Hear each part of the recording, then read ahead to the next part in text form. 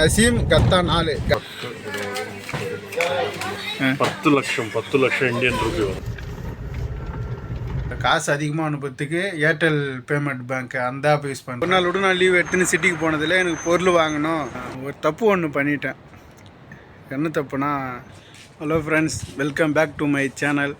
இந்த கருப்பு சட்டை போட்டால் தான் காசு வரும் போல தெரியுது. என்னடா எடுத்தோன்னே இப்படி சொல்கிற ஒன்று பார்க்காதுங்க.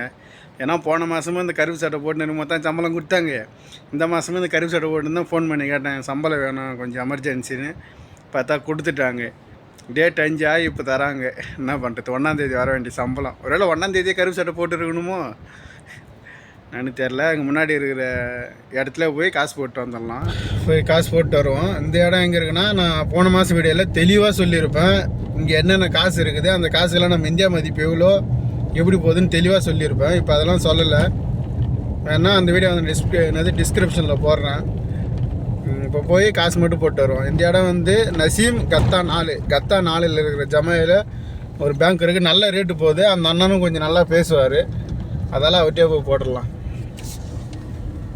5 ஸ்டெப்பில் எப்படின்னு பார்க்கலாம். ஃபஸ்ட்டு சிவில் ஐடி கொடுத்த அப்புறம் ஓடிபி போட்ட அப்புறம் எந்த அக்கௌண்ட் நம்பர் ஓகே கொடுத்த அப்புறம் அமௌண்ட் எவ்வளோன்னு கேட்கும்.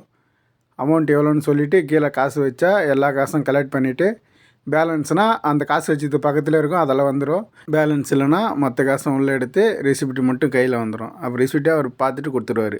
10,000 வரும். வீக்லி வின்னரில் 50,000 வரும். எங்கே போட்டுன்னு தான் இருக்கிறேன். அதில் ஒரு டைம் கூட வந்த பாடாளுக்கணி. அது என்ன பண்ணணும்? ஒன்றாக்கி வரும். இது எப்படி கண்டுபிடிக்குது வருது இல்லை? மெகா ப்ரைஸில் 10 லட்சம் இந்தியன் ரூபி வரும். அது எப்படி வரும்னு கண்டுபிடிக்கிறது? வீக்லி வருமாறு எல்லா பேரும் வரும். மெகா ப்ரைஸ் லாஸ்ட்டு இது 15, 11, 24. நல்ல ரேட்டு தான் போகுது. காசு போட்டாச்சு. அதுக்கப்புறம் அதுக்குள்ளே மேடம் ஃபோன் பண்ணி போய் மத்தாரா வாங்கினோம் அப்படின்ட்டாங்க. மத்தாரானா இந்த டீ காஃபிலாம் ஊற்றி வைக்கிற அந்த ஃப்ளாஸ்க்கு, அது வந்து இங்கே அரபியில் மத்தாரான்னுவாங்க. அது வாங்கினால தான் போயின்னு இருக்கிறோம். அப்படியே அது வாங்கின்னு வந்து கொடுப்போம்.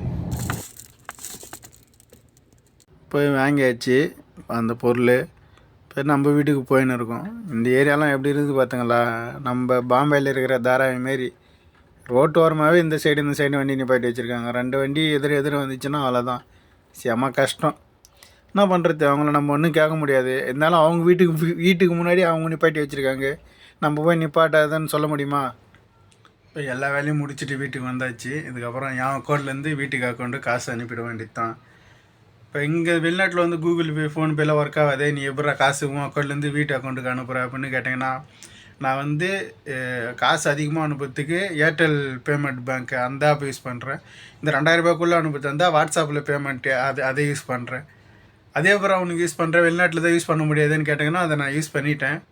அது முருகர் தான் உண்மையாக சொல்ல போனால். முருகர் தான் ஒரு நாள் வந்து கனவுல சொன்னார், இந்த செட்டிங்ஸ்லாம் இப்படிலாம் மாற்று யூஸ் ஆகுன்ட்டு. அது எப்படின்னு தெரியல, அவர் அந்த கனவுல வந்த மாரி அந்த செட்டிங்ஸ்லாம் மாற்றினேன். நான் இப்போ யூஸ் பண்ணின்னு தான் இருக்கிறேன். நான் ஸ்க்ரீன்ஷாட் போடுறேன் பாருங்கள். இதில் தான் அனுப்பினே இருக்கேன் நான்.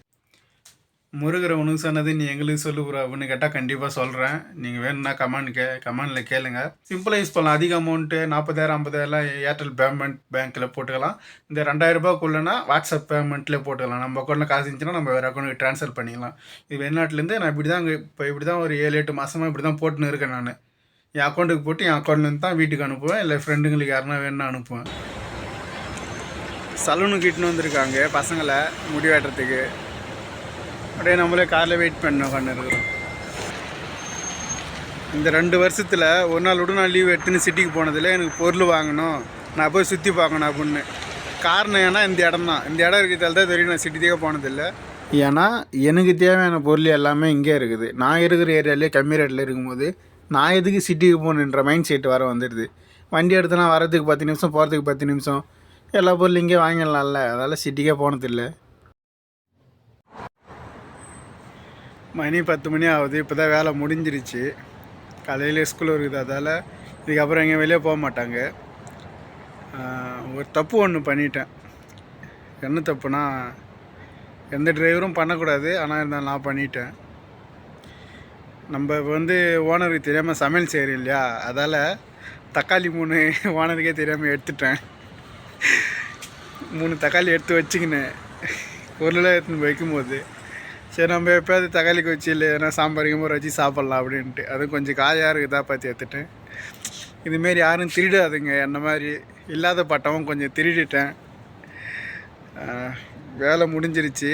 மறக்காமல் இந்த வீடியோ பிடிச்சிருந்தா லைக் பண்ணுங்கள், சேனலை சப்ஸ்கிரைப் பண்ணி கொஞ்சம் சப்போர்ட் பண்ணுங்கள். தேங்க்யூ.